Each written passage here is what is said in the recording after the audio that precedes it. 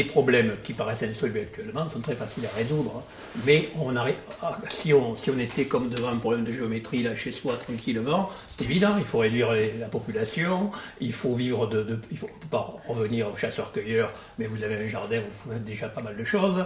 En 50 ans, vous rétablissez tout l'équilibre planétaire, le changement climatique, tout est réglé.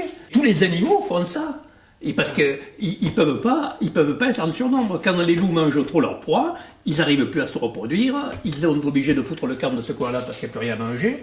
Alors que nous, on est tellement roublards qu'on invente continuellement des trucs, alors parce qu'on peut aussi changer de régime. Ça, c'est un truc que les loups ne peuvent pas faire. Nous, quand on a flingué les aurochs, on passe à une autre bestiole, ou on devient végétarien, ou je ne sais pas quoi. Enfin, on a toujours une combine pour s'en tirer. J'ai été 7 ans végétarien, mais maintenant je suis flexitarien. C'est-à-dire que je mange très peu de viande, mais j'en mange un peu. Je pense que c'est pas très important, ça. Actuellement, je pense qu'il y a une réaction du fait, justement, ce que je vous disais, la séparation entre l'homme de la nature et des animaux. On a tellement isolé les deux, que d'ailleurs on s'est opposé, c'est ce que le monothéisme a inventé, c'est-à-dire qu'il faut écrabouiller la nature, d'ailleurs Descartes maîtriser la nature, etc.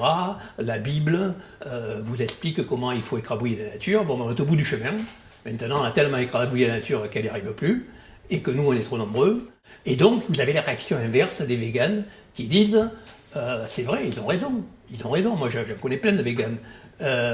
Parfois ils sont un peu extrêmes, bon, je sais bien, je vois bien votre...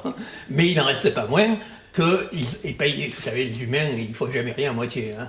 Quand ils sont croyants, ils tuent les autres, hein, bon. Et là c'est pareil. Hein. Et donc là, les véganes, ils ont poussé loin, mais c'est une réaction qui est saine, c'est-à-dire qu'en effet, pourquoi si on faisait ça à des humains, avec le minimum de ce qu'on fait aux animaux, les abattoirs, ils ont eu raison de soulever le problème. Le problème, enfin, ceci dit, c'est pas pour ça qu'on doit devenir végétarien, mais enfin, il n'en reste pas moins, eux, ils font le lien, c'est-à-dire qu'ils disent, on ne mange pas mes amis.